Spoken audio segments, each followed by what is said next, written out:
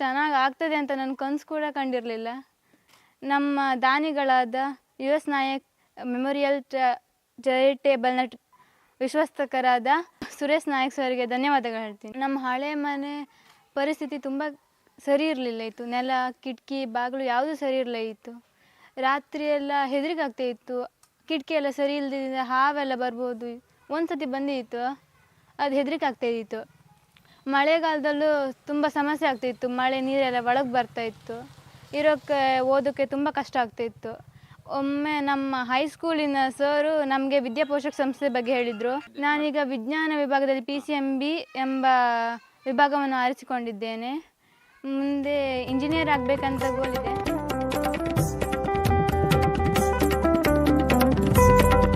ಸಣ್ಣ ಜೋಪಡಿಯ ಅಂತ ಒಂದು ಮನೆ, ಯಾವುದೇ ಮೂಲಭೂತ ಸೌಕರ್ಯ ಇರಲಿಲ್ಲ. ಮಣ್ಣಿನ ನೆಲ, ಸಣ್ಣದು ಒಂದು 2 ಕಿಟಕಿ ಬಿಟ್ಟರೆ ಎಂಥದೂ ಇಲ್ಲ ಮನೆಯಲ್ಲಿ. ನನ್ನ ಅರ್ಜಿಯಲ್ಲಿ ನೋಟ್ ಮಾಡಿಕೊಂಡೆ, ಅದನ್ನು ದಾನಿಗಳ ಸಹಕಾರದಿದ್ದರೆ ಈ ಮನೆಯನ್ನು ದುರಸ್ತಿ ಮಾಡ್ಬೋದಂತೇಳಿ.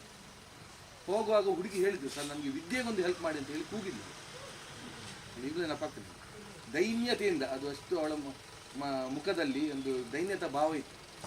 ನನಗೆ ಮನೆಯಲ್ಲ ಸರ್, ನನಗೆ ವಿದ್ಯೆ ಕೊಡಲಿಕ್ಕೆ ನೀವು ಹೆಲ್ಪ್ ಮಾಡಿ ಅಂತೇಳಿ ಸಂಕಲ್ಪ ಮಾಡಿ ನಾವು ಅವಳನ್ನು ವಿದ್ಯಾಪೋಷಕಿನ ನಮ್ಮ ಕುಟುಂಬಕ್ಕೆ ಸೇರಿಸಿದ್ವಿ.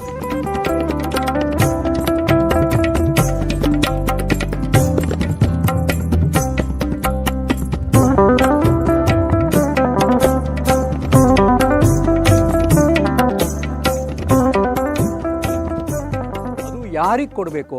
ಅರ್ಹರಿಗೆ ಕೊಡಬೇಕು. ಇಲ್ಲಿ ಕಲಾರಂಗ ಹುಡುಕುವ ಕೆಲಸವನ್ನು ಬಹಳ ಚೆನ್ನಾಗಿ ಮಾಡ್ತಾ ಇದೆ. ನಾನು ಇದನ್ನು ಕೇಳಿಬಲ್ಲೆ, ನೋಡಿಬಲ್ಲೆ, ಅನುಭವಿಸಿಬಲ್ಲೆ. ಯಾರೆಲ್ಲ ಈ ಕೆಲಸಗಳಲ್ಲಿ ಕೈ ಜೋಡಿಸಿದ್ದಾರೆ ಅವರಿಗೆ ಇನ್ನಷ್ಟು ಶಕ್ತಿ ಬರಲಿ ಈ ಕೆಲಸ ಮಾಡಲಿಕ್ಕೆ. ಇನ್ನೊಂದು, ಯಾರೆಲ್ಲ ಇದರ ಫಲಾನುಭವಿಗಳಿದ್ದಾರೆ ಆ ಎಲ್ಲ ಫಲಾನುಭವಿಗಳಿಗೆ, ಅದು ವಿದ್ಯಾಪೋಷಕ ಇರ್ಬೋದು, ಯಕ್ಷ ಶಿಕ್ಷಣ ಅಥವಾ ಯಕ್ಷ ನಿಧಿ ಇರ್ಬೋದು, ಅಥವಾ ಈ ರೀತಿಯ ಚಟುವಟಿಕೆಗಳಲ್ಲಿ ಇರಬಹುದು, ಅವರಿಗೆ ಇನ್ನಷ್ಟು ಒಳ್ಳೆಯ ಕೆಲಸ ಮಾಡುವ ಶಕ್ತಿ, ಸಾಮರ್ಥ್ಯ, ಸಂಪನ್ನತೆ ಬಂದು ಮತ್ತು ನಾವೇನು ಪಡೆದಿದ್ದೀವಿ ಅದನ್ನು ಸಮಾಜಕ್ಕೆ ವಾಪಸ್ ಕೊಡುವಂತಹ ಶಕ್ತಿ, ಸಾಮರ್ಥ್ಯ, ಸಂಪನ್ನತೆಯನ್ನು ಆ ಭಗವಂತ ಕೊಡಬೇಕು ಅಂತ ಹೇಳ್ತಾ ನನ್ನ ನುಡಿ ಸುಮನವನ್ನು ಸಮರ್ಪಣೆ ಮಾಡ್ತೇನೆ. ಉಪೇಂದ್ರ ಶ್ರೀನಿವಾಸ್ ನಾಯಕ್ ಆಯುರ್ವೇದ ಕಾಲೇಜ್ ಮುಂಚೆ ಅದ್ಮಾಲ್ ಮಠ್ ಎಜುಕೇಷನ್ನಲ್ಲಿದ್ದು ಅವರು ವೈಸ್ ಪ್ರೆಸಿಡೆಂಟ್ ಆಗಿದ್ದರು. ಅದು ಮುಂಚೆ ಅದು ಒಳಕಾಡಿನಲ್ಲಿತ್ತು. ಒಳಕಾಡಿನಿಂದ ಅಲ್ಲಿ ಶಿಫ್ಟ್ ಆಗುವಾಗ ಗೌರ್ಮೆಂಟ್ ಗ್ರ್ಯಾಂಟ್ ಸಿಗಲಿಕ್ಕೆ, ಗೌರ್ಮೆಂಟ್ ಗ್ರ್ಯಾಂಟಿಗೆ ಅವರು ತನ್ನ ಮನೆಯನ್ನೇ ಅಡವೆಂದೇ ಪ್ಲೆಜ್ ಮಾಡಿದ್ದು. Lien has been noted. Hospital, government hospital, ಎರಡು ಈ ರೀತಿ ಅವರು ಸಮಾಜ ಸೇವೆ ಮಾಡ್ತಾಯಿದ್ರು.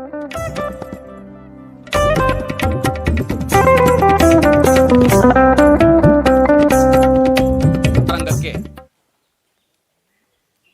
ಈ ಏಪ್ರಿಲ್ 1ರಿಂದ 50ರ ಹರೆಯ 50ರ ಸಂವತ್ಸರವನ್ನು ನಾವು ಪ್ರವೇಶಿಸ್ತಾ ಇದ್ದೇವೆ. 50ನೇ ವರ್ಷದ ಮೊದಲ ಕಾರ್ಯಕ್ರಮ ಇವತ್ತಾಗ್ತಾ ಇದೆ. ಇವತ್ತು ಏಪ್ರಿಲ್ 3. ನಾವು 50ನೇ ವರ್ಷಕ್ಕೆ ವಿಶೇಷ ಕಾರ್ಯಕ್ರಮ ಅಂತ ಹಮ್ಮಿಕೊಳ್ಳಿಲ್ಲ. ನಮಗೆ 50 ವರ್ಷ ಅದು ಗೊತ್ತೇ ಇಲ್ಲ. ಇತ್ತೀಚೆಗೆ 2 ತಿಂಗಳ ಹಿಂದೆ ಮೀಟಿಂಗ್ ಮಾಡುವಾಗ 75ರಲ್ಲಿ ಆರಂಭ ಆದದ್ದು.